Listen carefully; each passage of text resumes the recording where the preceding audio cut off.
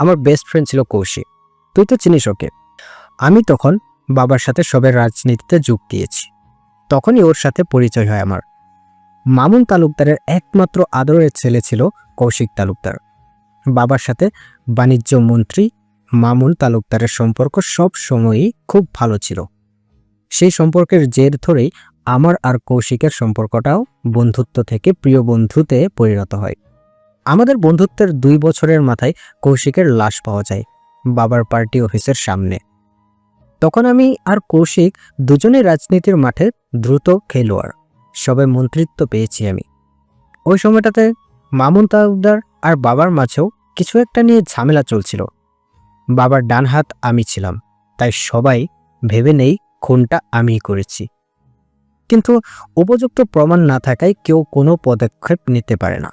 মামুন তালুকদার অবশ্য আমাকে ফাঁসানোর চেষ্টা করেছিল, বাট পারেনি। এরপর কেটে যায় 1 বছর। হঠাৎ বর্ষার এক দিনে বৃষ্টির মধ্যে আমার গাড়ি জ্যামে আটকা পড়ে। সেদিন দেখা মিলেছিল এক শুভ্র পরীর। তাকে দেখে আমার হৃদয় কিছু সময়ের জন্য থমকেছিল। মেয়েটার অনুমতি ব্যতীতই সেদিন ওর পিক তুলেছিলাম। বাসায় এসে মেয়েটার সব ডিটেলস কালেক্ট করি। জানতে পারি মামুন তালুকদারের একমাত্র মেয়ে আরিশা তালুকদার। এইসব কালো জগৎ থেকে নিজের মেয়েকে সরিয়ে রেখেছিলেন উনি। তাই আমি চিনতাম না আরিশাকে। নিজের মনে জন্ম নেওয়া এক টুকরো অনুভূতি ওই বদ্ধ ঘরের মধ্যেই মাটি চাপা দিলাম। তার ঠিক 1 সপ্তাহ পরে মেয়েটা নিজে থেকেই আমার সাথে কথা বলতে আসে। আমি সেদিন অবাকের 7ম পর্যায়ে পৌঁছেছিলাম। তারপর নিজেদের মাঝে টুকটাকে কথা বলা, নিয়ম করে দেখা করা শুরু হয়। এক সময় নিজের অজান্তেই ভালোবেসে ফেলি আরিশাকে। নিজের অনুভূতি বোঝার জন্য আমি আরও কিছু দিন সময় নিই। দিন শেষে সেই একই ফলাফল। তাই আমি কোনো ভনিতা না করেই আরিশাকে মনের কথা জানাই। ভিতরে ভিতরে আপসেট ছিলাম প্রত্যাখ্যানের ভয়ে, কিন্তু এমন কিছুই ঘটেনি। ওকে প্রপোজাল দিয়ে জানতে পারি ও নিচেও আমাকে ভালোবাসে। ব্যাস, আর কিসের অপেক্ষা? বাবাকে জানাই। বাবা মামুন তালুকদারের নাম শুনে নকচ করে দেন। আমি সবটা আরিশাকে জানাতে আরিশা আমাকে বলে ওই সবটা ম্যানেজ করে নেবে। ঠিক তার পরের দিন মামুন তালুকদারের সঙ্গে আরিশা আমাদের বাসায় আসে, তাও বিয়ের প্রস্তাব নিয়ে। মামুন তালুকদার আর বাবার সম্পর্কটাও ঠিক হয়ে যায়। ধুমধাম করে আমাদের বিয়ে হয়। একাধারে কথাগুলো বলে থামে আয়াস। সময় সকাল 6টা। চারিপাশ কুয়াশায় আচ্ছন্ন হয়ে স্পষ্ট দেখা যাচ্ছে সবকিছু, ঠিক আয়াসের ভবিষ্যতের মতো। হৃদিতা রায়েশ চৌধুরী বাড়ির ফুলের বাগানের সামনে দাঁড়িয়ে আছে। শীতকালীন ফুলের সুবাসে ভরে উঠেছে বাড়ির আঙ্গিনা। 2 ভাইয়ের দৃষ্টি নিবদ্ধ হয়ে আছে হাজারো ফুলের মাঝে। আয়াসের জন্য আজকের সকালটা একটু অন্যরকম। ক্ষণে ক্ষণে বুকটা অযথাই ভার হয়ে উঠছে। এগুলো তো জানি, নতুন কিছু বলো। হৃদিতের কথায় আয়াস হাসে। তো বিয়ে ঠিকঠাকভাবেই হয়। বিয়ের রাতে জানতে পারি আমার ভালোবাসার মানুষটা আমাকে বিয়ে করেছে তার প্রতিশোধ নেওয়ার জন্য, তার ভাইয়ের মৃত্যুর প্রতিশোধ নিতে। এতদিনের ভালোবাসা সবটাই ছিল তার অভিনয়। ওই সময় একদম ভেঙে পড়েছিলাম আমি। পরক্ষণে নিজেকে নিজেই সামলিয়ে কৌশিকের মৃত্যুর রহস্য উন্মোচনের কাজে লেগে পড়ি। 3 মাস সময় নিয়ে সব সত্য জানতে পারি। সব জেনে আমি অবাক কম, ব্যথিত হয়েছিলাম বেশি। মামুন তালুকদার নিজের স্বার্থের জন্য নিজের ছেলেকে খুন করেছিলেন, যাতে আমাকে খুনি বানিয়ে আমার কেরিয়ার নষ্ট করতে পারে। কিন্তু এমন কিছুই তো হয়নি। কৌশিকের প্রাণ ছিল আরিশা, ওর ভাই বোন কম, বন্ধু ছিল বেশি। তাই ওই জানোয়ার নিজের মেয়েকে কাজে লাগায়, আরিশাকে মিথ্যে বলে ওর মধ্যে প্রতিশোধের আগুন জ্বালিয়ে আমাকে আমাদের চৌধুরী বংশকে ধ্বংস করতে পাঠায়। কিন্তু আফসোস, ওই জানোয়ার জানে না ভালোবাসার কাছে এইসব প্রতিশোধ বড়ই তুচ্ছ। তাহলে স্বীকার করছো কি? তুমি এখনো আরিশাকে ভালোবাসো? ভালোবাসা তো পাপ না। ভালোবাসা কি আর ভালো খারাপ দেখে হয়? কতই তো নিজেকে আটকে রাখতে চেষ্টা করলাম। শেষ রক্ষার হলো কোথায়, বরং আগের থেকেও এখন বেশি ভালোবাসি। আয়েশের কথায় হৃদিতের 2 চোখের পাতায় মেহরিমার মুখটা ভেসে ওঠে। এই জন্যই বোধহয় মেহরিমা হৃদিতকে নিজের অজান্তেই এতটা ভালোবেসে ফেলেছে। আরিশাকে সত্যিটা বলছো না কেন? ও বিশ্বাস করবে না, আর বিশ্বাস করলেও এত বড় সত্যি ও কখনো মেনে নিতে পারবে না। বাবা ভক্ত মেয়ে কিনা। সত্যিটা জানাও, আর একটা সুযোগ দাও। এতগুলো বছর একসাথে কাটালে, ওকে ছাড়া হয়তো তুমি ভালো থাকতে পারবে না। হৃদিতের কথায় আয়েশের বুক থেকে ভারী দীর্ঘশ্বাস বের হয়। মিলান হেসে বলে, ভালো থাকা যে যেতে দেয় একমাত্র সেই জানে কতটুকু চেষ্টার পরেও একটা মানুষ হাল ছেড়ে দিয়ে তার ভালোবাসার মানুষটাকে যেতে দেয়। যেতে দিচ্ছ কেন? নিজের করে রেখে দাও। সে তো যেতে চাচ্ছে না, তুমি জোর করছো। যে আমার দুঃখ কষ্টগুলো বোঝে না সে আমার কি বুঝবে? আর আমারে না বুঝলে সেখানে ভালোবাসা রইল কোথায়? ভালোবাসা ছাড়া একটা সম্পর্ক বয়ে বেড়ানো মোটেও সহজ নয়। একতরফা ভালোবাসায় সব হয় না। আয়েশের কথায় হৃদিত সূক্ষ্ম হেসে বলে, বিশ্বস্ত আর বিশ্বাসঘাতক দুইটা কিন্তু খুব কাছের মানুষেরাই হয়।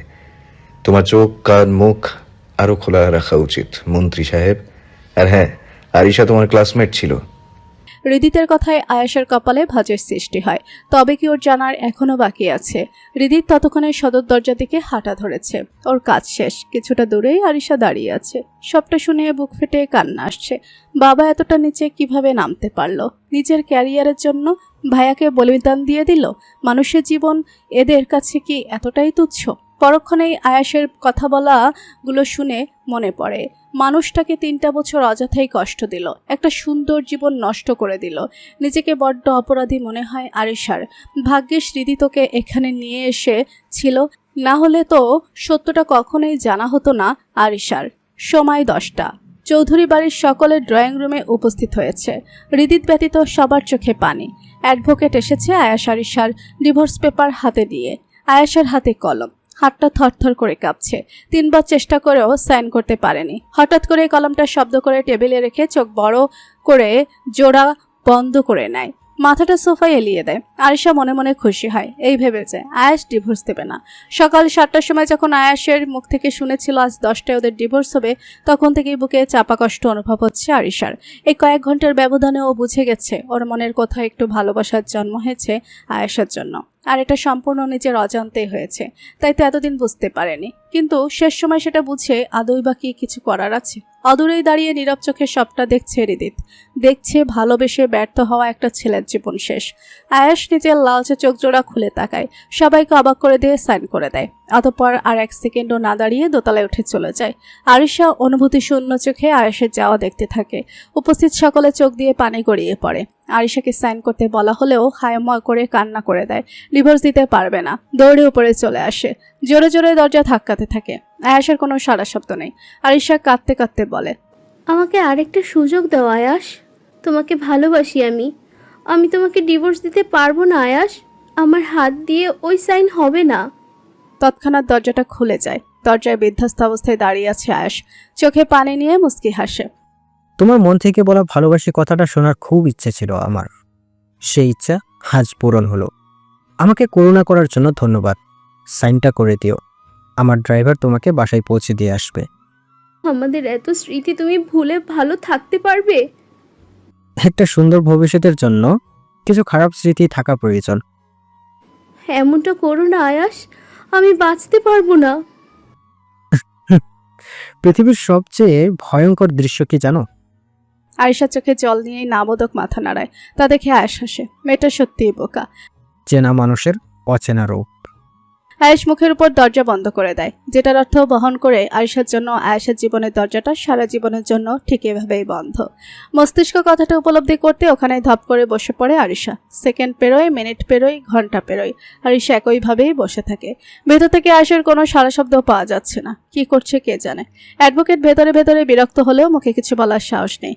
2 ঘন্টা পেরোতেই আরিশা অগোছালোভাবে উঠে দাঁড়ায়। এটা ওর করা পাপের শাস্তি, আর এটা ওর প্রাপ্য। নিচে নেমে এসে কাপা কাপা হাতেই সাইনটা করে দেয়। সেকেন্ডের ব্যবধানে একটা সাইন 2টো জীবনের গন্তব্য পরিবর্তন করে দেয়। আরিশা উঠে দাঁড়ায়। আজ আর পাটা যেন চলছে না, ভেঙে আসছে বারংবার।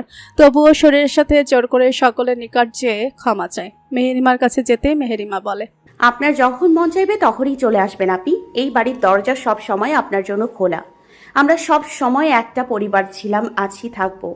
কখনো আমাদের পর ভাববেন না। মেহেরিমার কথায় আরিশা শব্দ করে কান্না করে দিয়ে জড়িয়ে ধরে। কাঁদতে কাঁদতে বলে, তুমি খুব ভালো মেহু, তোমার কত ক্ষতি করতে চাইলাম আমি, আর তুমি কিনা আমাকে এখনো আপি ডাকছো। আল্লাহ তোমায় খুব ভালো রাখবে, আমার দোয়া সব সময় তোমার সাথে থাকবে। মেহেরিমাকে ছেড়ে দিয়ে শ্রেয়া চৌধুরীর নিকট আসে। মলিন হেসে আস্তে করে বলে, নিজের হাতে আপনার দুটো ছেলের জীবন নষ্ট করার চেষ্টা করেছেন আপনি। একটার জীবন তো শেষ পর্যন্ত নষ্ট করেই দিলেন। মা নামের কলঙ্ক আপনি। আয়াস সত্যটা জানলে আপনাকে মা বলে কখনো পরিচয় দেবে না। তবে ভয় পাবেন না, আমি কিচ্ছু বলবো না। আপনার ছেলে যথেষ্ট বুদ্ধিমান, নিজেই সব সত্য খুঁজে বের করে নিবে। কথাগুলো বলেই কাঁপায়ে কাঁদতে কাঁদতে বাড়ি থেকে বেরিয়েছে আরিশা। ড্রাইভারের সাহায্য করতে চাইলেও তা করতে দেয় না। দোতলার একটা রুমে জানালা থেকে সিক্ত দুটো চোখ একদৃষ্টিতে চেয়ে থাকে আরিশার প্রস্থানের দিকে। বুকে তার তীব্র রক্তক্ষরণ হচ্ছে। পেয়ে হারানোর যন্ত্রণা বোধে একেই বলে। আরিশা মেইন গেটের সামনে এসে থামে, ঘাড় ঘুরিয়ে শেষবারের মতো চৌধুরী বাড়িটাকে দেখে নেয়। দৃষ্টি চেয়ে আটকায় নির্দিষ্ট একটা ঘরের দিকে। পরিচিত দুটো চোখের সাথে দৃষ্টি মেলে যায়, বুকটা কেঁপে ওঠে। মলিন হেসে কিছুক্ষণ সেদিকে তাকিয়ে থাকে, অতঃপর সোজা রাস্তা বরাবর হাঁটা ধরে। গন্তব্যস্থল অজানা। আরিশা শুধু এটুকু জানে, আর কখনো হাওলাদার বাড়িতেও ফিরবে না। শ্রেয়া চৌধুরী পাথর হয়ে দাঁড়িয়ে আছে। মস্তিষ্কে বারবার আরিশার বলা কথাগুলো পুনরাবৃত্তি হয়ে চলেছে। চোখের সামনে নিজের করা পাপগুলো ভেসে উঠছে। কানের কাছে কিছু অস্পষ্ট আওয়াজ ভেসে আসে। আশেপাশের সবকিছু ক্রমশ অন্ধকার হতে থাকে। হঠাৎ কিছু পড়ে যাওয়ার শব্দ শুনতেই সবাই সেদিকে তাকায়। শ্রেয়া চৌধুরী ফ্লোরে পড়ে আছেন। সবাই সেদিকে ছুটে যায়। আরেফ চৌধুরী সেসবে নির্বিকার, হাঁটা ধরে বাড়ির বাইরের দিকে। দুদিনের এই জীবন এত অদ্ভুত কেন? এত বিচ্ছেদের সুর কেন চারিদিকে? কেন মানুষ চেনা যায় না? শ্রেয়া চৌধুরীর সজ্ঞানে থেকে যদি সবটা দেখতো, তাহলে নিশ্চয়ই বুঝতো সবার ক্ষতি করে কখনোই নির্দিষ্ট একজনের ভালোবাসা পাওয়া যায় না। অথচ মানুষটা সেই ভুলটাই করেছে। যে মানুষটাকে নিজের করে পাওয়ার জন্য সবার কাছে খারাপ হলো, আজ সেই মানুষটাই তার খারাপ সময়ে পাশে নেই। প্রকৃতি সবকিছু দ্বিগুণ রূপে ফিরিয়ে দিতে পছন্দ করে, হোক সেটা ভালোবাসা অথবা একাকিত্ব। সময় মধ্যাহ্ন। প্রকৃতি তার তীব্র রোদের প্রখরতায় হাঁসফাঁস করে তুলেছে জনজীবন। সকলের ঠান্ডা আবহাওয়ায় কাটিয়ে এই অসহনীয় তাপমাত্রায় সকলের অবস্থায় শোচনীয়। চৌধুরী বাড়ির পরিবেশ আজ তাপমাত্রার মতোই গরম। সকাল থেকে একের পর এক চমক পেয়েই চলেছে সকলে। হৃদিত মেহেরিমার সকালে বেরোনোর কথা থাকলেও সময় পরিবর্তন করে রাতে ফিক্সড করা হয়েছে। আয়াসী তখন ঘরে ঢুকেছে আর বের হয়নি। শ্রেয়া চৌধুরী জ্ঞান ফিরেছে 12:45 নাগাদ। প্রায় 30 মিনিট সেন্সলেস অবস্থায় ছিলেন। অতিরিক্ত টেনশন প্লাস স্ট্রেস নেওয়ায় সেন্স হারিয়েছিলেন। আরিফ চৌধুরী একেবারের জন্য ওনার রুমে যাননি ওনাকে দেখতে। বলা বাহুল্য, আরিফ চৌধুরীর আলাদা রুম থাকেন। ঘণ্টাখানেক হতে চলল আব্রাহাম তালুকদার হসপিটাল থেকে বাসায় এসেছেন। চৌধুরী বাড়িতে আজ দ্বিতীয়বারের মতো পুলিশের আগমন। প্রথমবার এসেছিল কয়েক যুগ আগে। সবাই এক বুক অস্থিরতা নিয়ে ড্রয়িং রুমে দাঁড়িয়ে আছে। হৃদিত এসআইয়ের পাশের সোফায় আরামসে বসে কারোর সাথে টেক্সটে কথা বলছে। হঠাৎ আপনি এখানে? আরিফ চৌধুরীর কথায় অমিত সাহা সোজাসাপটা জবাব দেয়। আপনার বোন জামাই আব্রাহাম তালুকদার ব্যক্তিগত আক্রোশে জেদ ধরে মৃত জলিল শেখকে মিথ্যা অভিযোগে ফাঁসিয়েছে। শুধু তাই নয়, উনি নিউজ কোম্পানি থেকে 1 কোটি টাকা সরিয়েছেন ওনার সহযোগীর সাহায্যে, যিনি বর্তমানে কোম্পানির সিইও পদে কর্মরত আছেন। এই দেখুন, আপনার বোন জামাই নিজের মুখে স্বীকার করেছেন সবটা। আর হ্যাঁ, উনি ড্রাগ বিজনেসের সাথেও যুক্ত। বাইরের দেশ থেকে ড্রাগ এনে তরুণদের মাঝে বিলিয়ে দেন। ওনাকে বাঁচানোর আর কোনো উপায় নেই স্যার। কথাগুলো বলেই নিজের ফোন থেকে একটা ভিডিও অন করে দেয় অমিত সাহা, যেখানে আব্রাহাম তালুকদার হসপিটালের বেডে বসে দাপটের সাথে নিজের করা খারাপ কাজগুলো বলে চলেছেন। হৃদিতের ঠোঁটে ক্ষীণ বক্র হাসির রেখা ফুটে ওঠে। আরিফ চৌধুরী সেটা খেয়াল করতেই মনে মনে হাসেন। সবাই সবটা শুনে হতভম্ব হয়ে যায়। আয়রা চৌধুরী হাই হাই করতে করতে বলেন, এগুলো সব মিথ্যে। অলিভিয়ার বাবাকে দিয়ে জোর করে এগুলো বলানো হয়েছে। ও এরকম কিছুই করেনি, ও নির্দোষ। আমার সোনার মতো সংসারের দিকে কোনো শকুনের নজর পড়ল আল্লাহ? সেটা আদালতে যেই বলবেন। এছাড়াও ওনার ড্রাগ বিজনেস মেইল ইনফরমারগুলো আমাদের কাছে আছে। উনি এখন কোথায়? আয়রা চৌধুরী কিছু বলার আগেই আরিফ চৌধুরী বলেন, স্টেট যে 3 নম্বর রুমে পাবেন, নিয়ে যান আপনাদের সাথে। আরিফ চৌধুরীর কথা মতো অমিত সাহা দুজন কনস্টেবলকে সাথে নিয়ে আব্রাহাম চৌধুরী ঘরের উদ্দেশ্যে হাঁটা ধরেন। খুঁজে পেয়েও যান। আব্রাহাম তালুকদার বিছানায় শুয়ে আছেন। অমিত সাহাকে দেখতে নিজে উঠে এসে হাত দুইটা বাড়িয়ে দেন। একজন কনস্টেবল হাত কড়া পরিয়ে দেয়। অতঃপর সঙ্গে করে ঘর থেকে বের করে নিয়ে আসে। আয়রা চৌধুরী, অ্যামেলিয়া, অলিভিয়া আহাজারি করছে। তারা আব্রাহাম তালুকদারকে কিছুতেই নিয়ে যেতে দেবে না। কিন্তু পুলিশের শক্তির কাছে ওদের শক্তি কিছুই না। অ্যামেলিয়া অলিভিয়া আজ নিজের বাবার জন্য কান্না করছে, অথচ কিছুদিন আগে ওদের মতোই কারোর বাবাকে মৃত্যুর দ্বার প্রান্তে পৌঁছে দিয়েছিল। নিয়তি কখন কাকে কোথায় দাঁড় করিয়ে দেয় বোঝা মুশকিল। বাড়ির সকলে নীরব দর্শক, আজ তারা যেন সত্যের পক্ষে। এই সব কিছু দেখেও দেখছে না। আয়রা চৌধুরী কোনো উপায় না পেয়ে কাঁদতে কাঁদতে আরিফ চৌধুরীর নিকট এগিয়ে যান। ভাইজান, আপনি কিছু করবেন না? ওকে তো নিয়ে যাচ্ছে। এখানে আমার কি করার আছে? পাপ করলে শাস্তি পেতেই হবে, সেটা তুই করলেও পাবি। কথাটা বলেই আরিফ চৌধুরী ওখান থেকে চলে যান। ওনার পিছু পিছু আজাদ চৌধুরীও যান। ভাইজানের কথাই হতবাক হয়ে দাঁড়িয়ে থাকে আয়রা চৌধুরী। এটা তার ভাইজান হতেই পারে না, যে ভাই জান সবার আগে নিজের বোনের সুখের কথা ভেবেছে, আর আজ তবে কি খারাপ সময় কাউকে পাশে পাবে না? কিসের শাস্তি দিচ্ছে আল্লাহ? পরক্ষণেই নিজের পাপের খাতাটা মানুষপটে ভেসে ওঠে।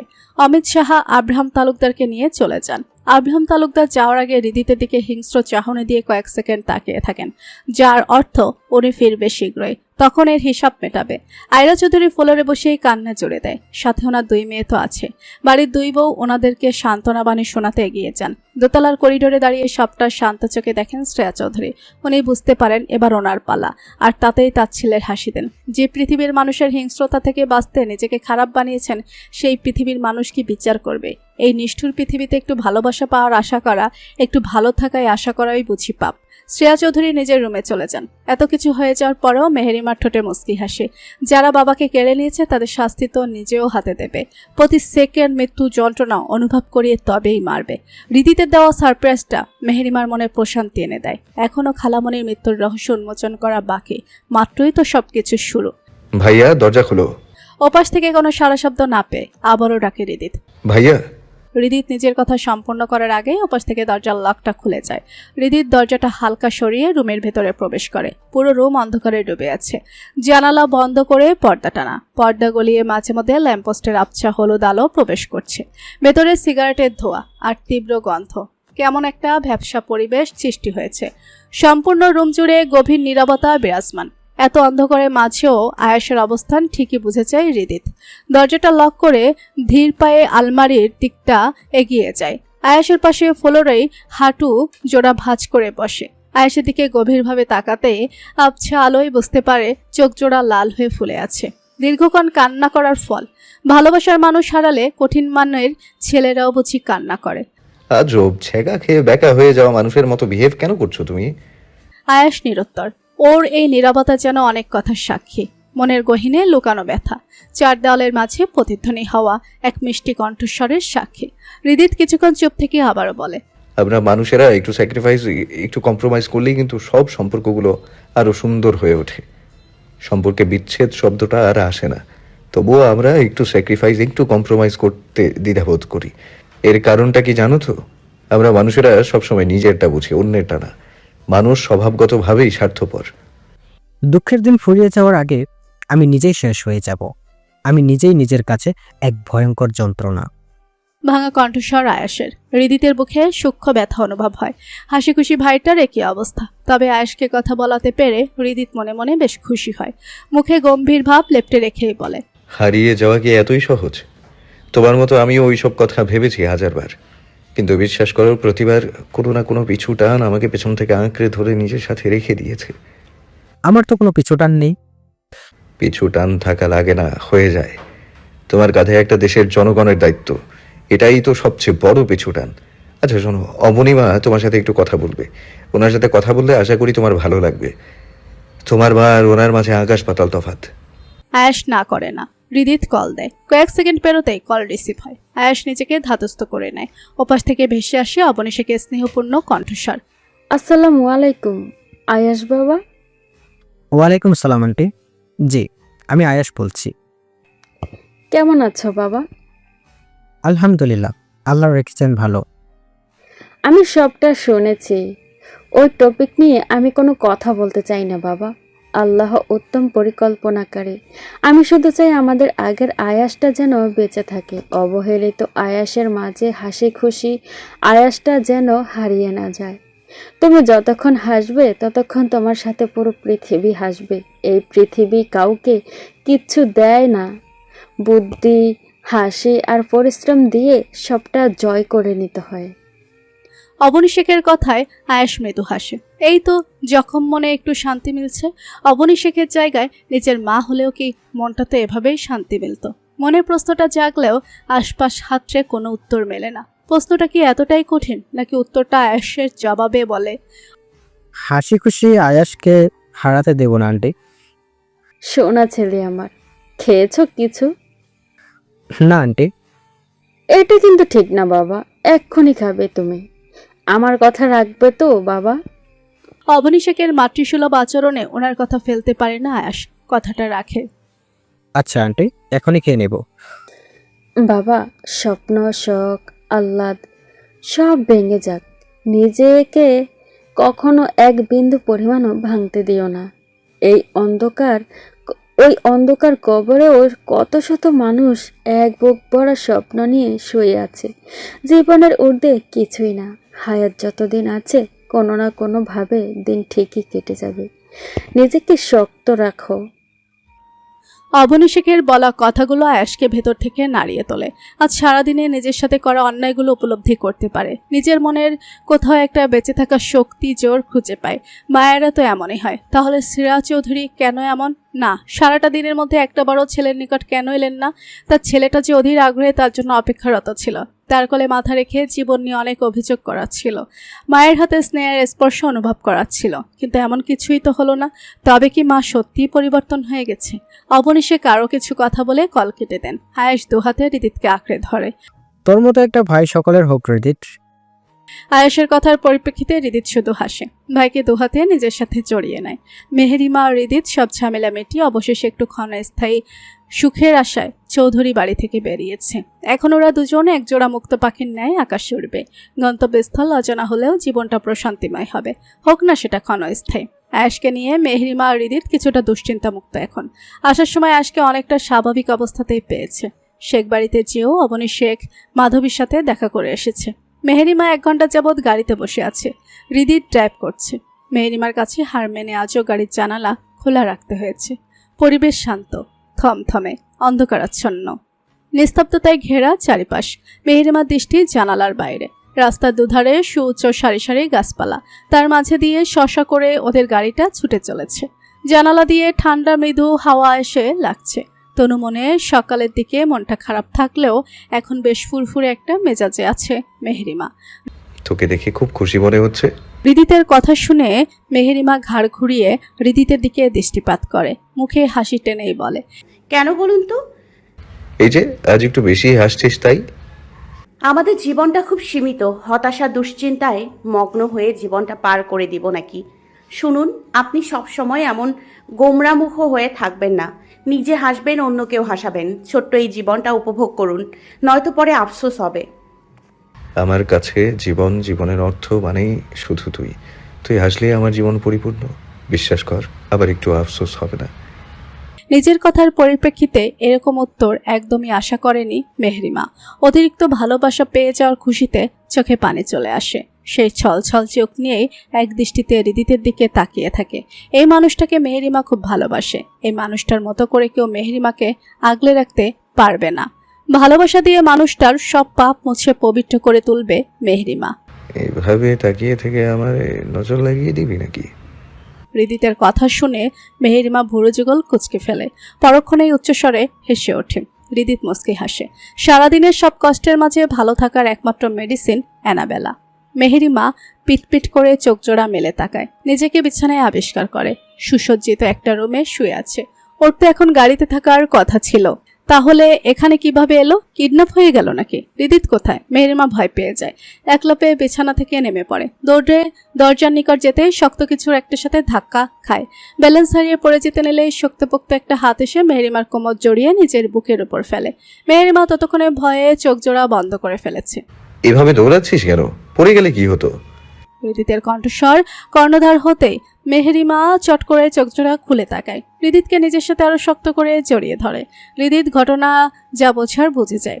মেহেরিমার মাথায় আলতো করে হাত বুলিয়ে দিয়ে বলে, তুই ঘুমিয়ে পড়েছিলিস তাই আর জাগাইনি। এটা আমার বাগান বাড়ি, আমরা 2 দিন এখানে থাকবো। মেহেরিমা নিজেকে ধাতস্থ করে জড়িয়ে থাকা অবস্থাতেই বলে, কি চেনে? তোর জন্য বিরিয়ানি রান্না করছিলাম। আপনি রান্না পারেন? অবিশ্বাস্য কণ্ঠস্বর মেহেরিমার। হৃদিত মৃদু হেসে বলে, তোর জামাই সব পারে। এখন কয়টা বাজে? মধ্যরাত 12টা বাজে। আমি নিচে যাচ্ছি, তুই এখানে বসে রেস্ট নে, আমি খাবার নিয়েই চলে আসবো। এক প্রকার আতকে উঠে বলে মেহরিমা। হৃদিত মুস্কি হাসে, ইশারায় পিছু পিছু আসতে বলে। হৃদিতের শার্টের এক অংশ ধরে পিছু পিছু হাঁটতে থাকে মেহেরিমা। নিচতলায় নেমে ড্রয়িং রুমে দাঁড়িয়ে অবাক চোখে পুরো বাড়িটা দেখতে থাকে। একটা ছোটখাটো ডুপ্লেক্স বাড়ি এটা। ঘরের ওয়াল, সোফা সেট থেকে শুরু করে সবকিছুই ব্ল্যাক কালারের। ড্রয়িং রুমের প্রতিটা ফার্নিচার কাচের তৈরি। সবকিছুতেই আধিপত্যের ছোঁয়া লেপ্টে আছে। কি সুন্দর বাড়িটা। হৃদিত ততক্ষণে খাবারের প্লেট নিয়ে উপস্থিত হয়েছে। মেহেরিমাকে আবারও ইশারা করে রুমের দিকে হাঁটা ধরে। মেহেরিমা আগের মতোই শার্টের একাংশ ধরে হৃদিতের পিছু পিছু রুমে হাজির হয়। ফ্রেশ হয়ে আয় যান। হৃদিতের কথা মতো মেহেরিমা ফ্রেশ হতে চলে যায়। 10 মিনিটের ব্যবধানে ফ্রেশ হয়ে আসে। হৃদিত আগেই ফ্রেশ হয়েছে। এখানে এসে বস সানশাইন, আমি খাইয়ে দিচ্ছি তোকে। মেহেরিমা লক্ষ্মী মেয়ের মতোই যে হৃদিতের পাশেই ডিভানে বসে। হৃদিত যত্ন সহকারে খাইয়ে দিতে থাকে। মেহেরিমা পুরো ঘরে একবার চোখ বুলিয়ে নেয়। এই ঘরেরও বেডশিট থেকে শুরু করে সব ব্ল্যাক কালারের। ঘরের ফার্নিচারগুলো ড্রয়িং রুমের মতোই কাচের তৈরি। ঘরে ফার্নিচার বলতে একটা ওয়াল আলমারি, একটা ডিভান, একটা ক্যাবিনেট, একটা ড্রেসিং টেবিল আর একটা বেড, ব্যাস। অতিরিক্ত কিছুই নেই। মেহেরিমা ধারণা করে নেয় পুরো বাড়ির ডেকোরেশনও বোধ হয় এমনই। মেহেরিমা পেটে কথা চেপে রাখতে না পেরে বলে, আপনার কি ব্ল্যাক আর পার্পল কালার ফেভারিট? হু ওয়াই? চৌধুরী বাড়িতে আপনার রুমের ডেকোরেশন পার্পল আর এখানে ব্ল্যাক, তাই বললাম। পার্পল কালার আমার কাছে স্পেশাল আর ব্ল্যাক কালার আমার ফেভারিট। পার্পল কালার স্পেশাল কেন? আমার জীবনে প্রথম বসন্ত এনেছিল একটা পার্পল ফেরি। শীতের কুয়াশাচ্ছন্ন ভোরে ধোঁয়াশা দেখেছিলাম তাকে। আপনারও ভালোবাসার মানুষ ছিল? ইভেন এখনো আছে। হৃদিতের কথায় মেহেরিমার মুখটা মলিন হয়ে যায়। হৃদিত মেহেরিমা ছাড়া অন্য কাউকে ভালোবাসতো, আবার এখনো ভালোবাসে। কথাটা ভাবতেই বুক কেঁপে ওঠে মেহেরিমার। হৃদিত মেহেরিমার মুখের দিকে তাকিয়ে হাসে। সেই হাসিতে মেহেরিমার গা জ্বলে ওঠে। কিরমিরিয়ে বলে, আপনার সেই সো কল্ড ভালোবাসার মানুষটা কে শুনি? আমার অ্যানাবেলা। কি আমি? কম্পন্নত কণ্ঠস্বর মেহেরিমার। হৃদিত মুখের হাসি প্রসারিত করে বলে, তখন তুই ক্লাস 3-তে পড়তিস। আমার রুমের জানালা দিয়ে এক কুয়াশা মাখা ভরে সেই প্রথম আবছা দেখেছিলাম তোকে। তোর মতো পুচকে একটা মেয়েকে দেখে আমার হৃদস্পন্দন বেড়ে গেছিল। কিছু সময়ের জন্য থমকে গেছিল আমার হৃদয়ে। তাহলে ভাব তোর কতটা ক্ষমতা। অতটুকু বয়সে হৃদিত চৌধুরীর মনে ভালোবাসার জাল বুনেছিস। হৃদিতের কথায় মেহেরিমার মুখের মলিনতা কেটে উজ্জ্বলতায় ছেয়ে যায় গাল দুটো। চোখে মুখে খুশি ঝিলিক ফুটে ওঠে। উৎফুল্ল কণ্ঠে প্রথমবারের মতো বলে বসে, খুব ভালোবাসি আপনাকে। আমার এই বদ্ধ পাগল হৃদিতকেই লাগবে, সব সময় এমনই থাকবেন কেমন? আর কোনো কথা না, চুপচাপ খেয়ে নে। আপনি তো কিছু বললেন না। কি বলবো? কিছু না। মনের কথা বোঝার জন্য আমার চোখের ভাষা, আমার করা পাগলামিগুলোই কি যথেষ্ট নয়? যথেষ্ট। আপনার চোখের ওই অতল গভীরতায় নিজেকে হারিয়ে বসেছি আমি। হৃদিত মুস্কি হাসে, কোনো প্রত্যুত্তর করে না। চুপচাপ খাইয়ে দিতে থাকে। কিছুক্ষণ পর নিজে থেকেই বলে, বিনা প্রকাশে তোকে নিজের থেকে অনেক বেশি ভালোবাসি আমি। হৃদিতের বলা এক লাইনের কথাটা মেহেরিমার মন কুঠুরিতে বসন্তের দোলা দিয়ে যায়। মনটা ফুরফুরে হয়ে ওঠে। এই মানুষটার সাথে এক জনম কেন 7 জনমও অনায়াসেই কাটিয়ে দেওয়া যাবে। কিন্তু মেহেরিমা তো অতটাও ভাগ্যবতী না। মেহেরিমা চুপচাপ খেতে থাকে। তবে চুপ থাকার মতো মেয়ে মেহেরিমা না। আর সামনের মানুষটা যদি হৃদিত হয় তাহলে তো চুপ থাকতেই পারবে না। বকবক করে হৃদিতের মাথা খাওয়ার অভ্যাস কি না? 2 মিনিটের মাথায় অধৈর্য হয়ে আবারও প্রশ্ন করে, আপনার বাসাটা এমন নির্জন ভুতুরে কেন? কেমন একটা ভ্যাম্পায়ার ভাইব দিচ্ছে সব কিছুতে। তোর জামাই ভ্যাম্পায়ার, তাই তার সব কিছুতে ভ্যাম্পায়ার ভাইব দিচ্ছে। হৃদিতের কথায় মেহেরিমার মুখে থাকা খাবার গলায় আটকে যায়। হৃদিত দ্রুত পানি খাইয়ে দেয়। কয়েক মিনিটের ব্যবধানে মেহেরিমা নিজেকে সামলিয়ে বলে, আমাকে ভয় দেখাচ্ছেন কেন? ভয় কখন দেখালাম? তোর প্রশ্নেরই তো উত্তর দিলাম জাস্ট। মেহেরিমা জানে এখন এই টপিক নিয়ে কথা বললে হৃদিত ঘাটতাড়ামো করবে, তাই চুপ থাকা শ্রেয়। হৃদিত মেহেরিমাকে খাইয়ে দেওয়ার ফাঁকে ফাঁকে নিজেও খেয়ে নেয়।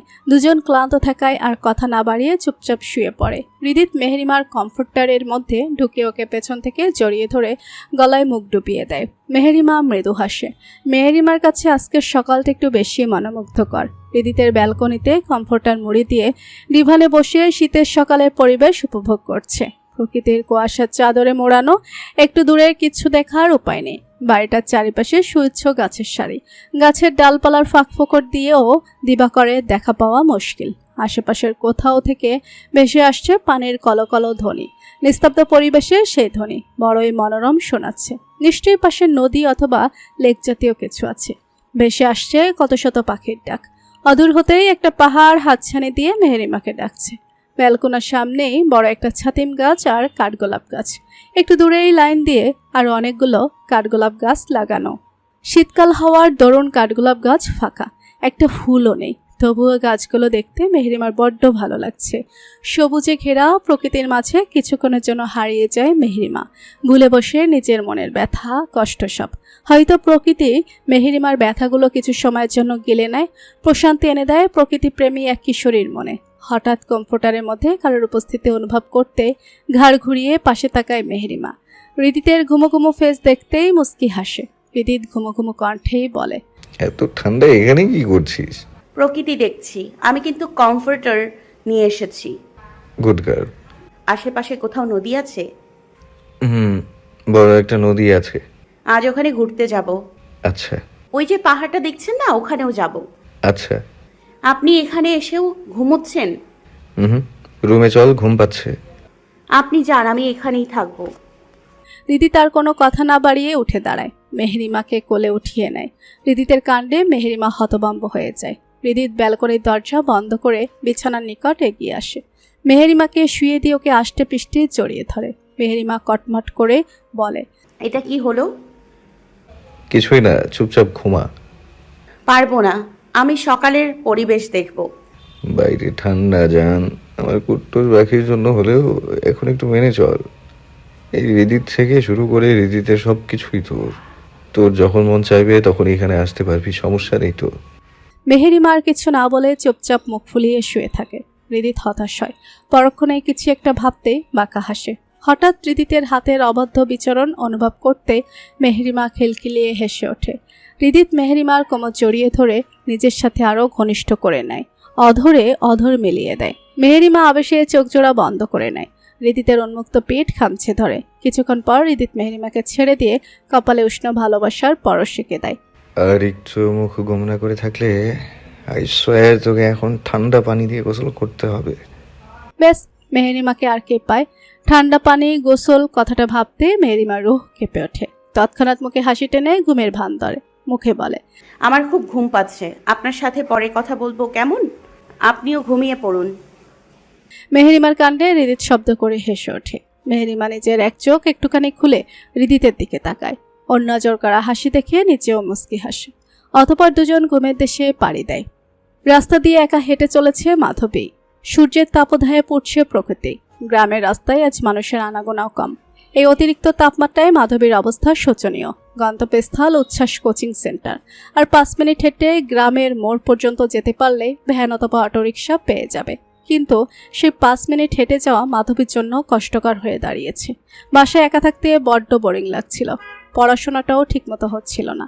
তাই অবনিশেখের কথায় আজ কোচিংয়ের উদ্দেশ্যে বেরিয়েছে মাধবী। এখন কিছুদিন ওখানে ক্লাসগুলো করলেও কিছুটা উপকৃত হবে। সময় 11টা বেজে 10 মিনিট। ক্লাস 11:30টায়। আজ ছাতাটাও আনতে ভুলে গেছে। বেজায় বিরক্ত হয় মাধবী। মাধবীর ভাবনার মাঝে কোথা থেকে উড়ে এসে ওর সামনে দাঁড়ায় তাইফ। হঠাৎ কেউ এভাবে সামনে এসে দাঁড়ানোতে মাধবী ভড়কে যায়। পরক্ষণেই তাইফকে দেখতে গলায় আটকে রাখা শ্বাসটুকু ফেলে। কোথায় যাচ্ছ মাধবীলতা? মাধবীলতা নামটা শুনতে মাধবী কিছুক্ষণের জন্য থমকায়। বুকের মাঝে একটা অদ্ভুত শিহরণ খেলে যায়। নতুন এক অনুভূতি জন্ম নেয়। কি এই অনুভূতির নাম মাধবীর জানা নেই। তবে মাধবীলতা নামটা শুনতে মনের বিরক্ত ভাব কেটে মনটা ভালো লাগায় ছেয়ে যায়। মাধবীর সময় নিয়ে আস্তে করে জবাব দেয়, কোচিংয়ে। হঠাৎ মাঝে তো যেতে না? বাসায় ভালো লাগছিল না, তাই আজ যাচ্ছি। এখন প্রতিদিনই যাবে নাকি? ঢাবির এক্সামের আগ পর্যন্ত রেগুলার যাব, কিন্তু আপনি কিভাবে জানলেন আমি কোচিংয়ে যাই না? মাধবীর পাল্টা প্রশ্নে তাইপ থতমত খেয়ে যায়। পরক্ষণেই মুস্কি হেসে বলে, ভাবি বলেছিল। ও আচ্ছা, পথ ছাড়ুন ভাইয়া, আমার লেট হচ্ছে। কি, তুমি আমায় ভাইয়া ডাকলে? জি তো। প্রেজেন্ট ভাইয়া, ফিউচার ছাইয়া। কথাটা বলেই লাজুক হাসে তাইপ। মাধবী হতবাক হয়ে যায়। এই ছেলেকে যতটা ইনোসেন্ট ভেবেছিল ততটা ইনোসেন্ট এই ছেলে না। মাধবী আর কিছু না বলে পাশ কাটিয়ে সামনের দিকে হাঁটা ধরে। তাইপও প্যান্টের পকেটে হাত গুজে পিছু পিছু হাঁটতে থাকে। মাধবী পিছনে না তাকালেও সেটা অনুভব করতে পারে, আর তাতেই অধরে মুস্কি হাসি ফুটে ওঠে। চমকে চলেছে একা পথে, সঙ্গী হলে দোষ কি তাতে? রাগ করে না সুন্দরী গো, রাগলে তোমায় লাগে আরো ভালো। হঠাৎ এমন আজগুবি গান শুনতেই মাধবীর পা জোড়া আপনা আপনিই থেমে যায়। পেছনে ঘুরে তাকায়। তাইপ নিজের 28 দাঁত বের করে হাসছে। মাধবী কিয়ৎকাল মুগ্ধ চোখে সেই হাসির দিকে তাকিয়ে থাকে। হৃদয় থমকে যায়।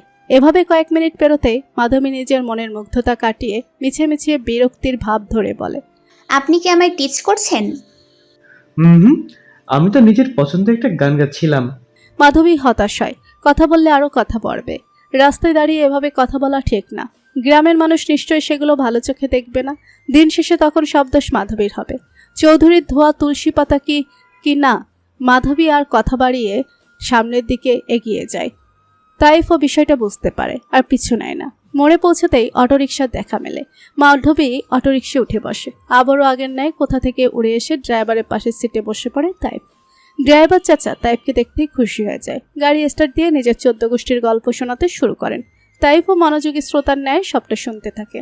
মাঝে মাঝে ঘাড় ঘুরিয়ে পেছনে তাকিয়ে দুষ্টু হাসি দেয়। মাধবী না পারছে কিছু বলতে আর না পারছে সহ্য করতে। মনে মনে বলে, ভারী দুষ্টু ছেলে। কোচিংয়ের নিকট আসতেই মাধবী নেমে পড়ে। ড্রাইভার চাচা ভাড়া নিতে না চাইলেও জোর করে ভাড়াটা হাতে ধরিয়ে দেয় মাধবী। অতঃপর নিজের ক্লাসের দিকে হাঁটা ধরে। তাইপ ততক্ষণে নেমে দাঁড়িয়েছে। অটোরিকশাওয়ালা চাচা চলে যেতেই তাইপও কিছুটা সামনে এগিয়ে যায়। রোদের তাপমাত্রা থেকে বাঁচতে একটা জাম গাছের নিচে আশ্রয় নেয়। ঘেমে গায়ে থাকা শার্টটা শরীরের সাথে লেপটে গেছে। মাধবী কিছু দূর যেয়েই থেমে যায়। পেছনে ফিরে তাকায়। তাইপের গভীর দৃষ্টির সাথে দৃষ্টি মিলে যায়। মাধবী কিছুক্ষণ চুপ থেকে বলে, চুমকির সঙ্গী হলে দোষ নেই, চুমকিও রাগ করবে না। কথাটা বলেই এক ছুটে নিজের কোচিং রুমে ঢুকে পড়ে মাধবী। তাইপ যেন নিজের কান দুটোকে বিশ্বাস করতে পারছে না। 2 মিনিট সময় নিয়ে নিজেকে ধাতস্থ করে পরক্ষণেই জিতে যাওয়ার ভঙ্গিতে শব্দ করে বলে ওঠে, ইয়েস। তাইপ খুশি মনে আরও কিছুক্ষণ ওখানে দাঁড়িয়ে থাকে। তারপর মুস্কে একটা হাসি দিয়ে অবদ্ধ চুলের ভাঁজে আঙ্গুল গলিয়ে দিয়ে গুনগুন করে গান গাইতে গাইতে উল্টো পথে হাঁটা ধরে। মাধবী জানালার পাশে লুকিয়ে সবটাই দেখে। বিড়বিড় করে বলে, পাগল একটা। পরক্ষণে ওর মনে পড়ে যায় বাবা তো সবসময় বলতো মাধবী ওর খালামণির মতো হয়েছে। ভাগ্যটা আবার খালামণির মতো হবে না তো। মাধবীর মুখে তামাশা নেমে আসে। সময় বিকেলবেলা। গাছের নিচে একটা বড় পাথরের উপর বসে আছে মেহেরিমা। আজ একটা পার্পল কালারের জর্জেট শাড়ি জড়িয়েছে শরীরে। হাঁটু সমান দীঘল কালো চুলগুলো ছেড়ে দেওয়া। চোখে হালকা করে কাজল টেনেছে। ঠোঁটে নুট কালারের লিপস্টিক দিয়েছে। গলায় কানে হাতে শাড়ির সাথে ম্যাচিং করে রিদিতের কিনে দেওয়া অর্নামেন্টসগুলো পরেছে। মেহেরিমার সামনে বড় একটা নদী বয়ে চলেছে। মেহেরিমা এক দৃষ্টিতে নদীর স্রোতের দিকে তাকিয়ে আছে। কি ভাবছে কে জানে। পাশে রিদিত বসে আছে। রিদিতও আজ একটা পার্পল কালারের পাতলা শার্ট আর হোয়াইট কালারের গ্যাবারিন প্যান্ট পরেছে। চোখে সবসময়ের ন্যায় সানগ্লাসও আছে। এর জন্য বিশেষ কোনো কারণও নেই। হয়তোবা নিজের অদ্ভুত চোখ দুটো লোকচক্ষুর আড়ালে লুকিয়ে রাখতে পছন্দ করে। নদীর ঠান্ডা ঝিরিঝিরি বাতাসে দুজনের মন প্রাণ জুড়িয়ে যাচ্ছে। পরম আবেশে পরিবেশটা উপভোগ করছে একজোড়া লাভবার্ডস। দুজনের মাঝে নীরবতা বিরাজমান। মেহেরিমা নীরবতা ভেঙে বলে, এই নদীর নাম কি? আমি অ্যাকুরেট নামটা জানি না, তবে এই এলাকাটা হচ্ছে খ্রিস্টানদের। ওরা এই নদীকে ইচ্ছাপুরম নদী নামেই ডাকে। এই নদীর কাছে কিছু চাইলে সেটা নাকি পাওয়া যায়। ও আচ্ছা, উদ্ভট চিন্তা ভাবনা। হুম, আচ্ছা, আপনি না থাকলে আপনার বাগান বাড়িতে আর কেউ থাকে না? থাকে তো, কেয়ারটেকার চাচা। তুই আসবি বলে ওনাকে ছুটি দিয়েছি। আমাদের প্রাইভেট মোমেন্টসে যেন একটু ডিস্টার্ব না হয় সেজন্য। রিদিতের বলা কথাটা শুনে মেহেরিমা অবাক হয়ে যায়। পরক্ষণেই ভাবে ওর জামাইকে দিয়ে সব সম্ভব। মেহেরিমা বেশ ব্যঙ্গ করেই বলে, খুব ভালো কাজ করেছেন আপনি। ডক্টর ইউনুস আপনাকে নোবেল দেওয়ার জন্য হারিকেন জ্বালিয়ে খুঁজছে। আই নো, আমি সবসময় ভালো কাজই করি। বুক ফুলিয়ে গর্বের সাথে বলে হৃদিত। কিছু একটা ভেবে ভ্রুজোড়া কুচকে তৎক্ষণাৎ আবারও বলে, বাট নোবেল কি ডক্টর ইউনিসের নিজের সম্পত্তি? উনি আমায় দেবেন কিভাবে? আমি কি জানি, মুখে ওনার নাম আসলো বলে দিলাম, ব্যাস হয়ে গেল। আপনাকে কেন অত গভীরে যে ভাবতে হবে? আজব তো, সে যার সম্পত্তি হয় হবে। মেহেরিমার কথায় হৃদিত ভেবাচেকা খেয়ে যায়। বউয়ের অনেক রূপই তো দেখেছে, এটা আবার কোন রূপ কে জানে। প্রতিদিনই তো নতুন নতুন রূপ দেখেই চলেছে, আর কত রূপ যে দেখতে হবে আল্লাহ ভালো জানে। আমাদের শেষটা সুন্দর হবে তো। আমার সব অপ্রাপ্তির মাঝে একমাত্র প্রাপ্তি আপনি। আপনাকে আমি হারাতে চাই না। মেহেরিমার প্রশ্নে হৃদিত চুপ হয়ে যায়। এর উত্তর হৃদিতের কাছে নেই। বুকের মাঝে যন্ত্রণাগুলো কিলবিল করে ওঠে। একদিকে নিজের ভালোবাসা, অন্যদিকে নিজের জন্মদাত্রী মা, দুজনকেই তো ভালোবাসে হৃদিত। মাকে কি কোনোদিন পরিবর্তন করতে পারবে না হৃদিত? ছেলের শূন্যতাকে কখনো মা নামক মানুষটা অনুভব করতে পারবে না? মেহেরিমা হৃদিতের মনের অবস্থা বুঝতে পারে। নিজের মনের কষ্ট ক্ষত সবটা নিজের কাছেই রেখে কথা ঘুরিয়ে নেয়। দিন শেষে নিজের ক্ষত নিজেকেই সারতে হয়। মানুষ ওই মলম লাগিয়ে দেওয়া পর্যন্তই ঠিক আছে। ওই পাহাড়ে যাব। মেহেরিমার কথায় হৃদিতের ধ্যান ভাঙে। মুখে মুচকি হাসি ফুটিয়ে বলে, কাল সকালে যাব পাহাড়ে, তোর জন্য একটা সারপ্রাইজ আছে। সত্যি? উৎফুল্ল কণ্ঠস্বর মেহেরিমার। হৃদিত মৃদু হেসে চোখ মাথা নাড়ায়। মেহেরিমার অভিনয়টা খুব সহজেই বোঝা যায়। বুক থেকে চাপা দীর্ঘশ্বাস বেরিয়ে আসে।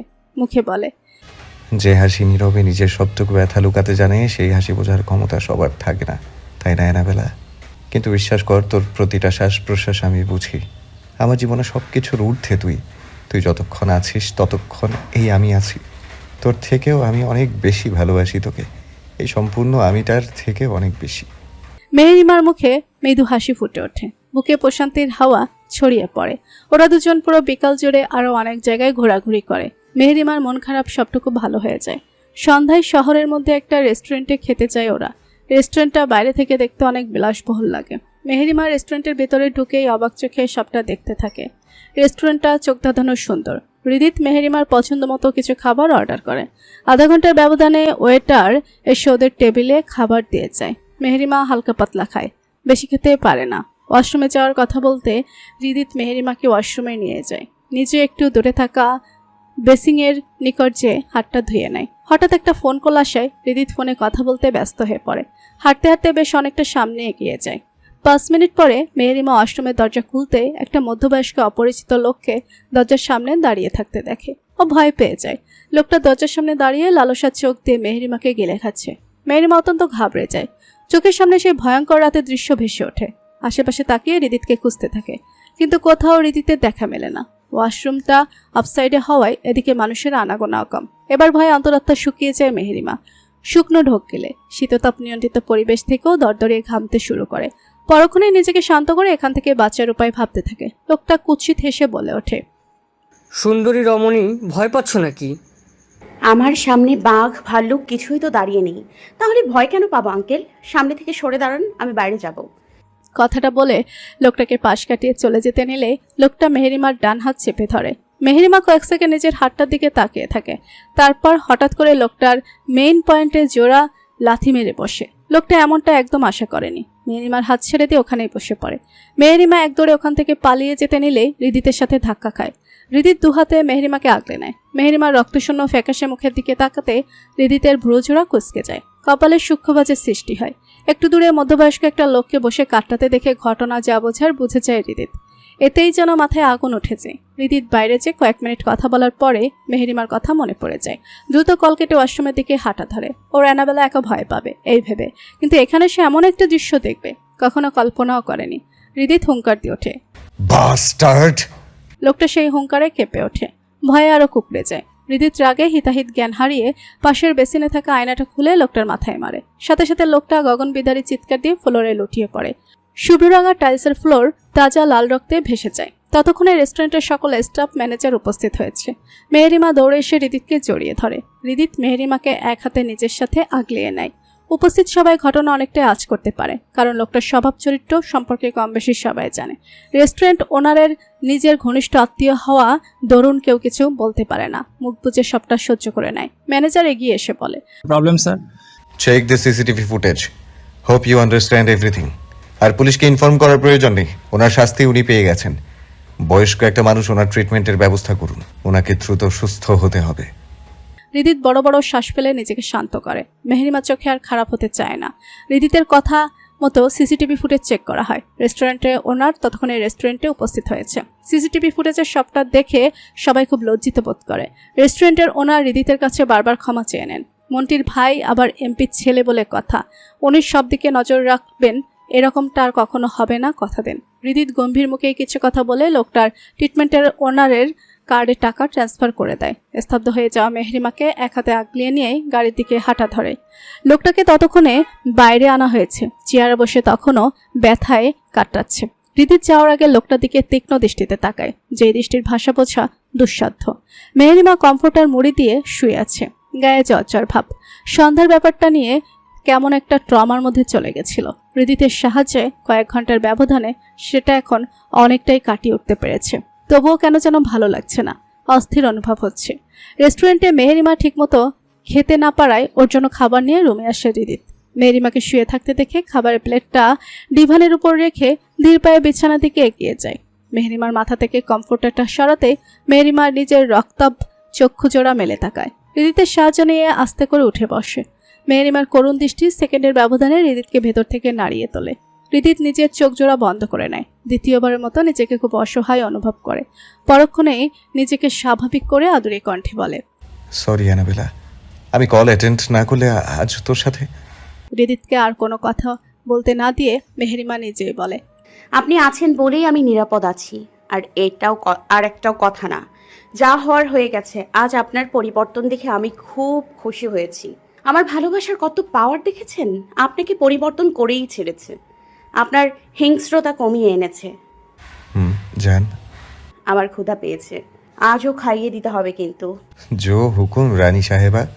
সামান্য প্রজা হয়ে রানীর আদেশ অমান্য করার সাধ্য আছে নাকি আমার? একদম নেই। তাহলে গর্দান নিয়ে নেব। কথাটা বলেই হেসে ওঠে মেহরিমা। এই মানুষের সান্নিধ্যে আসলে মনটা নিজের অজান্তেই ভালো হয়ে যায় মেহরিমার। মানুষটা কোনো জাদুটুনা জানে নাকি, কে জানে। মেহরিমার হাসির দিকে এক দৃষ্টিতে তাকিয়ে থাকে হৃদিত। সন্ধ্যা থেকে এই হাসিটা দেখার জন্যই ছটফট করছিল। ওই ব্লাডি বিসকে একদম ছাড়বে না, কলেজায় হাত দিয়েছে ওই জানোয়ার। সবচেয়ে কঠিন মৃত্যু দিবে ওকে। আজ যদি অ্যানাবেলার কিছু হয়ে যেত, হৃদিত আর ভাবতে পারে না, হাত জোড়া মুঠো করে ফেলে। সকাল সকাল ঘুম থেকে উঠে রেডি হয়ে বসে আছে মেহরিমা। হৃদিতকে বারবার খোঁচাচ্ছে, তবু উঠছে না। মেহরিমা দেয়াল ঘড়ির দিকে তাকিয়ে দেখে সকাল 5:50। 6:30টার আগে পাহাড়ে পৌঁছাতে হবে। কথাটা গতকাল রাতে হৃদিত নিজেই বলেছিল, অথচ বেটা এখন কেমন কুম্ভকর্ণের মতো ঘুমাচ্ছে। মেহরিমা এবার অধৈর্য হয়ে হৃদিতের গায়ের উপর থেকে কমফোর্টার সরিয়ে নেয়। হৃদিত গভীর ঘুমে আচ্ছন্ন। হঠাৎ গায়ে ঠান্ডা অনুভব হতে আশেপাশে হাতটাতে থাকে। কোথাও কমফোর্টার না পেয়ে চোখ জোড়া মেলে তাকায়। মেহরিমার দিকে নজর পড়তেই শুকনো ঢোক গেলে মেহরিমার রণচণ্ডীর রূপ দেখতেই বুঝতে পারে এখন ওর আর নিস্তার নেই। Oh shit baby, I am sorry, just give me 5 minutes. কথাটা বলে মেহরিমাকে কিছু বলার সুযোগ না দিয়ে কেবিনেট থেকে শার্ট প্যান্ট নিয়ে ওয়াশরুমে দৌড় লাগায় হৃদিত। মেহরিমা না চাইতো হেসে ওঠে। ঠিক 10 মিনিটের ব্যবধানে ফ্রেশ হয়ে বের হয় হৃদিত। এই প্রথম এত কম সময়ে ফ্রেশ হয়েছে। লেদার জ্যাকেট, টুপি, মোজা পরিধান করেই মেহরিমাকে নিয়ে বেরিয়ে পড়ে। মেহরিমাকে গিফটের মতো করে মরিয়ে এনেছে একদম। শুধু চোখ দুটো দেখা যাচ্ছে। হৃদিতের বাগান বাড়ির সবচেয়ে আকর্ষণীয় গাছ হচ্ছে কাঠগোলাপ গাছগুলো। মেন গেট থেকে ঘরের সদর দরজা পর্যন্ত রাস্তার দুপাশে লাইন দিয়ে কাঠগোলাপ গাছগুলো বুক ফুলিয়ে দাঁড়িয়ে আছে। মেহরিমা দিনের বেশিরভাগ সময় এই গাছগুলোর নিচেই কাটায়। বাড়িটার আশেপাশে গভীর জঙ্গল, জন্তু জানোয়ারের বসবাস সেথায়। সেই সেফটির জন্য উঁচু করে প্রাচীর নির্মাণ করা বাড়ির চারিপাশ ঘেরে। মেন গেটটাও স্ট্রং করে বানানো। বাড়ির সামনের জঙ্গল পেরিয়ে মেইন রোডে আসতে 1 ঘন্টা 20 মিনিটের মতো সময় লাগে। ঠিক 6:30 পাহাড়ের পাদদেশে পৌঁছায় ওরা। উঁচু নিচু রাস্তা হওয়ার দরুন গাড়ি আস্তে চালাতে হয়েছে, না হলে 20 মিনিটের রাস্তা। মেহরিমা গাড়ি থেকে নামতেই মুগ্ধ চোখে চারিপাশটা দেখতে থাকে। পৌষের হাওয়া পাহাড় জুড়ে মুক্তদানার মতো স্বচ্ছ শিশিরের ফোঁটা। বেশ অনেক মানুষের আগমন এখানে। কেউ কেউ প্রকৃতির মাঝে মিশে গেছে, আবার কেউ কেউ ছবি তুলতে ব্যস্ত। এজন্য কবিদের বর্ণনা দেওয়া সেই সবুজের সমাহার। চোখ যত দূর যায় সবুজে আচ্ছন্ন সবটা। একটা পাহাড়ের গায়ে হেলে দাঁড়িয়ে আছে আরেকটা পাহাড়। মাকড়সার জালে কুয়াশার স্বচ্ছ ফোঁটাগুলো দেখতে একদম মুক্তোর মালার মতো দেখাচ্ছে। পাহাড়ের গা কেটে কেটে সিঁড়ি তৈরি করা হয়েছে। এতে পাহাড় প্রেমীদের হয়রানি অনেকটাই কমে গেছে। অনায়াসে উপরে উঠতে পারে, যদিও সকাল সকাল কুয়াশার ক্ষুদ্র ক্ষুদ্র ফোঁটার জন্য সিঁড়িগুলো পিচ্ছিল হয়ে আছে। হৃদিত মেহেরিমাকে কোলে উঠিয়ে নেয়। মেহেরিমা আতকে ওঠে। এই কি করছেন আপনি? নামান আমাকে। তুই চোখ দুটো বন্ধ কর, জান সারপ্রাইজ পেতে চাস না? মেহেরিমা হ্যাসূচক মাথা নাড়িয়ে চোখ জোড়া বন্ধ করে নেয়। হৃদিত মুচকি হেসে কপালে ভালোবাসার পরশ সেঁকে দেয়। অতঃপর সাবধানে উপরে উঠতে থাকে। আধা ঘন্টা তো লাগবেই উপরে উঠতে। 5 মিনিট পেরোতে মেহেরিমা চোখ জোড়া খুলে তাকায়। আর কতক্ষণ? আর একটু। মেহেরিমা বা চোখ জোড়া বন্ধ করে নেয়। এভাবে প্রতি 5 মিনিট পর পর চোখ খুলতে থাকে। হৃদিত একটুও বিরক্ত হয় না, বরং মেহেরিমার এক্সাইটমেন্ট দেখে মজা পায়। অবশেষে মেহেরিমার অপেক্ষার অবসান ঘটিয়ে ওরা পাহাড়ের চূড়ায় পৌঁছায়। মেহেরিমা চোখ জোড়া বন্ধ করে আছে। হৃদিত আস্তে করে মেহেরিমাকে নামিয়ে দেয়। মেহেরিমার পেছনে দাঁড়িয়ে ফিসফিস করে বলে, চোখ খুলতে পারিস জান? মেহেরিমা নিজের আখি জোড়া খুলতেই বিস্ময়ের ঠোঁট দুটো ওদিকে দুদিকে সরে যায়। এ যেন মায়াবীপুরীর অন্য দেশ। পাখির কলকালিতে মুখরিত চারপাশটা। পাখির কলকাকলি আর দিগন্ত মিশ্রিত সবুজ মিলেমিশে তৈরি করেছে এক মনোরম দৃশ্য। পেঁজা তুলোর ন্যায় সাদা মেঘের ভেলা পাশেই ছুটে চলেছে নিজেদের মতো। এ যেন মেঘেদের বাড়ি। মেহেরিমা হাত বাড়িয়ে ছুতেই অদৃশ্য হয়ে যায়। পূর্ব দিগন্তে সূর্য উঠেছে। এখানকার সূর্যটাই কুয়াশার ধূম্রজ্বালায় মোড়ানো। প্রকৃতির উজাড় করা সৌন্দর্য নিয়ে দাঁড়িয়ে আছে পাহাড়গুলো। তারই ফাঁক ফোকর দিয়ে দেখা মিলেছে সূর্যের। মেহেরিমা মন্ত্রমুগ্ধের ন্যায় সবটা দেখতে থাকে। আমার জীবনের বেস্ট সকাল এটা। এত সুন্দর একটা সকাল উপভোগ করানোর জন্য ভালোবাসা আমার কুট্টুসের পাপাকে। আপনাকেও ভালোবাসা মহারানী। এবার চলুন, জলদি বাসা ফিরতে হবে। আপনার ঠান্ডা লেগে গেলে সমস্যা। মেহেরিমাও আর না করে না, আর 5 মিনিট দাঁড়িয়ে থেকে নেমে আসে। এবার মেহেরিমা একাই আস্তে আস্তে হৃদিতের হাত ধরে অর্ধেক সিঁড়ি নেমে বাকি অর্ধেক সিঁড়ি কোলে চড়ে। বাসায় ফিরতেই হ্যান্সেল হ্যারিকে দেখে মেহেরিমা খুশি দ্বিগুণ বেড়ে যায়। ওদেরকে নিয়ে খুনসুটিতে মেতে ওঠে। বাগানবাড়িতে ওদের সময়গুলো স্বপ্নের মতোই কাটতে থাকে। অন্ধকার ছোট্ট একটা কাঠের রুমে পড়ে আছে অর্ধমৃত এক মানব। চোখ, হাত, পা, মুখ সবটাই বাঁধা। আশেপাশের জঙ্গল থেকে ভেসে আসছে জীবজন্তুর হিংস্র গর্জন। শোনা যাচ্ছে নিশাচর পাখিদের ডাক। অদূর থেকেই ডেকে চলেছে জঙ্গলের মানুষকে প্রাণীগুলো। সেই হাড় হিম করা ডাকে মানুষটার গায়ের পশম দাঁড়িয়ে যায়। ভয়ে ছটফট করতে থাকে। মুখ দিয়ে বেরিয়ে আসে গোঙানির আওয়াজ। জঙ্গলে মাঝের অন্ধকার রাস্তা ধরে হেঁটে চলেছে হৃদিত। গায়ে হাঁটু সমান কালো কোট, মাথায় কালো হুডি তুলে দেওয়া, মুখে কালো মাস্ক, হাতে কালো গ্লাভস পরা। চাঁদের সোনালি আলোয় সর্বকালের মাঝে ওই নীল রঙের চোখ দুটো জ্বলজ্বল করছে। তারা যেন বহুদিনের ক্ষুধার্ত। এক হাতে হ্যান্সেল আর হ্যারির রশি ধরা, অপর হাতে ছোট্ট একটা কোড়াল। হ্যান্সেল আর হ্যারি ক্ষণে ক্ষণে ডেকে উঠছে। নিস্তব্ধতার মাঝে সেই ডাক খুবই ভয়ঙ্কর শোনাচ্ছে। মেহেরিমা গভীর ঘুমে মগ্ন। হঠাৎ ওর ফোনটা কর্কশ শব্দে বেজে ওঠে। মেহেরিমা ঘুমের মধ্যেই বালিশের পাশে হাতড়ায়। ফোনটা পেয়েও যায়। নাম্বার না দেখে রিসিভ করে বসে। টিং টিং টিং। হৃদিতের অ্যানাবেলা তোমার ভালোবাসার মানুষটা আসল রূপ দেখবে না? মধ্যরাতে হঠাৎ অপরিচিত পুরুষালী কণ্ঠ শুনতে মেহেরিমার ঘুম ঘুম ভাব কেটে যায়। তড়িৎ গতিতে উঠে বসে। কে কে কে আপনি? তোমার কোনো এক শুভাকাঙ্ক্ষী হবে হয়তো। তোমার হৃদিত কোথায়? নিজের জামাইয়ের খবর একটুও রাখে না যে। মেয়েঘটি তো কিছু করে বেড়ালেও তো টের পাবে না। কথাগুলো শুনে মেহেরিমা হতভম্ব হয়ে যায়। তৎক্ষণাৎ রুমের লাইট জ্বালিয়ে দেয়। হৃদিতকে খুঁজতে থাকে, কিন্তু কোথাও খুঁজে পায় না। ওয়াশরুম চেক করে পায় না। দরজা খুলতে নিলেই বুঝতে পারে দরজাটা বাইরে থেকে লাগানো। মেহেরিমা ঘাবড়ে যায়। মনের মাঝে হাজারো চিন্তা, প্রশ্ন উকিঝুঁকি দিতে থাকে। তখনই শোনা যায় অপর প্রান্তের মানুষটার অট্টহাসির শব্দ। খুঁজে পাবে না তো? তোমার হৃদিত তো ওখানে নেই, তাহলে কিভাবে পাবে মেয়ে? হৃদিত কোথায়? ওর সাথে কি করেছেন আপনি? আহা, হাইপার হয়েও না মেয়ে। হৃদিতকে পেতে চাও তো নাকি? হ্যাঁ। কোথায় তোমার হৃদিত? আমার কথা মতো সবটা করলে হৃদিতকে পেয়ে যাবে। বোনাস সহ কিছু চমক অপেক্ষা করছে তোমার জন্য। মেহেরিমার মস্তিষ্ক এলোমেলো। হৃদিতের চিন্তায় ছটফটিয়ে ওঠে। ওনার সাথে খারাপ কিছু ঘটেনি তো? এ দফায় মনে সাহস সঞ্চয় করে বলে, বলুন কি করতে হবে? তোমার ব্যালকনিতে একটা দড়ি লাগানো আছে, দেখো। ওটা বেয়ে নিচে নেমে এসো, তারপর আমার বলা রাস্তা দিয়ে এগিয়ে যাবে। ওকে। কথাটা বলে মেহেরিমা গায়ে একটা সাদা রঙের শাল জড়িয়ে নেয়, হাতে একটা মোমবাতি জ্বালিয়ে ফোনটা নিয়ে অপরিচিত ব্যক্তির কথা মতোই ব্যালকনি দিয়ে দড়ি বেয়ে অনেক কষ্টের নিচে নেমে আসে। কাজটা মেহেরিমার জন্য মোটেও সহজ ছিল না। কিছুক্ষণ দাঁড়িয়ে থেকে মনে দ্বিগুণ সাহস জুগিয়ে ফোনটা লাউড স্পিকারে দিয়ে অপরিচিত ব্যক্তির কথা মতো হাঁটতে থাকে। মেন গেটের নিকট আসতে মেহেরিমা থমকে দাঁড়িয়ে পড়ে। দরজাটা খোলা, চোখের সামনে সব ধোঁয়াশা। মেহেরিমা যত সামনে এগোচ্ছে ততই গা ছমছম করে উঠছে।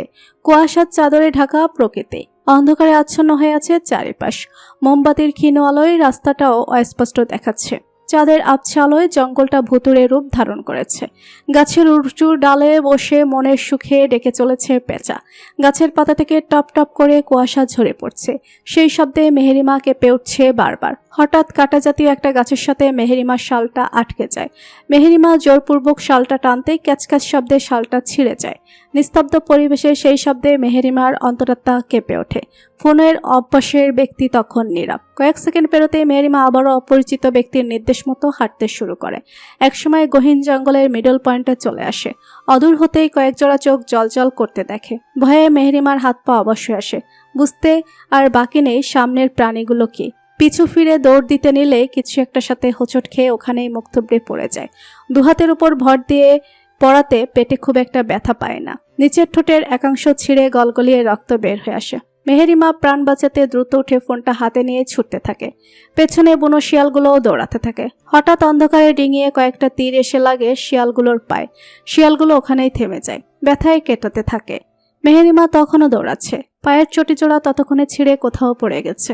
মেহেরিমা ঘাড় ঘুরিয়ে পেছনে ফিরে কিছু দেখতে না পেয়ে বড় একটা গাছের নিচে লুকিয়ে বসে পড়ে। ডুকরে কান্না করে ওঠে। ডান পাশ থেকে পাতার খসখস আওয়াজ শুনতে পেতে মেহেরিমা নড়ে চড়ে বসে। বুঝতে পারে এটা কোনো প্রাণীর চলাফেরার শব্দ। মেহেরিমা নিজের মুখে হাত দিয়ে শ্বাস বন্ধ করে বসে থাকে। তৎক্ষণাৎ ফোনের ওপাশ থেকে ভেসে আসে অস্পষ্ট কণ্ঠস্বর। তাড়াহুড়ো করো না মেয়ে, ওভাবেই বসে থাক, ওদের রাস্তায় ওরা চলে যাবে, তোমায় কিছু করবে না, ঠিক আমার মতোই। রাত 1:05। মাধবী ব্ল্যাঙ্কেট গায়ে জড়িয়ে বিছানায় বসে মনোযোগ দিয়ে পড়ছে। পড়ার মাঝেই মাধবীর ফোনটা নিজস্ব শব্দে বেজে ওঠে। মাধবীর মনোযোগে বিঘ্ন ঘটে। বিরক্ত সহিত ফোনটা হাতে নিতে একটা আননোন নাম্বার চক্ষুগোচর হয়। কলটা কেটে দিবে করেও রিসিভ করে। ফোনের ওপাশ থেকে কোনো শব্দ আসে না। মাধবীর বিরক্তি এবার আকাশ ছোঁয়া। কঠিন কিছু বলার জন্য মুখ খুলতেই ফোনের অপর পাশ থেকে পরিচিত কণ্ঠস্বর ভেসে আসে। এখনো জেগে আছো? এত রাতে কল দিয়ে এমন বেহুদা কথা বলাতে মাধবীর মেজাজ বিগড়ায়। কটমট করে বলে, না, একটা শাকচুনি কথা বলছে আপনার সাথে। মাধবীর কথাই তাইপ শব্দ করে হেসে ওঠে। শেষমেশ একটা শাকচুন্নির প্রেমে পড়লাম তাহলে? আপনার পছন্দ খারাপ তাই শাকচুনির প্রেমে পড়েছেন। আমার পছন্দ ভালো খারাপ বুঝি না, আমার চোখে দেখা সবচেয়ে সুন্দরী স্নিগ্ধ মায়াবতী তুমি। তাইফের বলা কথাটাতে মাধবীর হৃদয় গহীনে লুকিয়ে থাকা ভালোবাসাটা যেন আরো কয়েক গুণ বাড়ে। মনটা ভালো লাগায় ছেয়ে যায়। তবুও মিছে মিছে রাগ দেখিয়ে বলে, আমাকে ঢপ দিয়েন না। বেটার অপশন পাইলে তখন আর এই মাধবীকে চিনবেন না, জানা আছে আমার। তোমার অভাবে মারা গেলেও আর কখনো অন্য কাউকে ভালোবাসতে চায় না। মানুষ দু চোখ বন্ধ করলে স্বপ্ন দেখে, আর আমি তোমায় দেখি। গুগল থেকে মুখস্থ করেছেন? হুম, আমার হৃদয়ে থাকা সুপ্ত অনুভূতিগুলো। আচ্ছা, তুমি এত সহজেই সবটা মেনে নিলে আমার না বিশ্বাস হচ্ছে না। মনে হচ্ছে আমি স্বপ্ন দেখেছি। ঘুম ভাঙলেই আমার স্বপ্ন শেষ হয়ে যাবে। এত সহজে কোথায়? আপনি কি মনে করেন এতগুলো মাস ধরে আমাকে ফলো করা, আমার বাসার আশেপাশে ঘুরঘুর করা, আমাকে দেখতে ভাইয়ার সাথে এ বাড়িতে আসা, এগুলো আমি লক্ষ্য করিনি? আর ভালোবাসা বোঝার জন্য মানুষের দুটো চোখই আনাফ। মানুষের মন মস্তিষ্ক মিথ্যা বললেও দুটো চোখ কখনো মিথ্যা বলে না। চোখের ভাষা সর্বদা সত্য। তাইফ মনোযোগ সহকারে মুগ্ধ হয়ে মাধবীর বলা কথাগুলো শোনে। ধরা পড়ে যাওয়ায় কিঞ্চিত লজ্জাও পায়। চলো কাল কোথাও ঘুরতে যাই। সময় নেই। প্লিজ মাধবীলতা। 12:45 কোচিংয়ের সামনে দাঁড়াবেন। কথাটা বলে কল কেটে দেয় মাধবী। মুস্কি মুস্কি হাসতে থাকে। এই ছেলে কয়েকদিনেই মাধবীকে পাগল করে ছাড়বে। তাইফের খুশিও আকাশ ছোঁয়া। এই প্রথম মাধবীর সাথে একাকী বসে নিজের মনের কথাগুলো বলতে পারবে। নতুন করে জীবনের একটা অধ্যায় শুরু করতে যাচ্ছে। একটু স্পেশাল কিছু তো রাখতেই হয়। ইতিমধ্যে তাবনের সাথে কথা বলে সুন্দর একটা প্ল্যানিংও করে ফেলেছে। শব্দটা চলে যেতে মেহেরিমা মুখের উপর থেকে হাত নামিয়ে বুক ভরে শ্বাস নেয়। ভয়ে তখনও ক্লান্ত শরীরটা কাঁপছে। হঠাৎ ফোনে মেসেজ নোটিফিকেশন আসে। মেহেরিমা নোটিফিকেশনে ক্লিক করে। মেসেজটা পড়তে অধরে মৃদু হাসির রেখা ফুটে ওঠে। মেহেরিমা বাড়ি থেকে বের হওয়ার সময়ই আয়াশকে মেসেজ করে আননোন নাম্বারটা দিয়ে লোকেশন ট্র্যাক করতে বলেছিল। মেসেজের কোনো উত্তর না পেয়ে ভেবেছিল ভাইয়া হয়তো ঘুমিয়ে পড়েছে। অপরিচিত ব্যক্তির অবস্থান জানতে মেহেরিমা মনের ভয় কাটিয়ে নিজের তেজস্বী সত্তায় ফিরে আসে। বলুন এবার কোন দিকে যেতে হবে? কণ্ঠে তেজস্বীয়তা বিদ্যমান। সেকেন্ডের ব্যবধানে মেহেরিমার পরিবর্তনে ফোনের অপর পাশে থাকা ব্যক্তিটা চমকায়।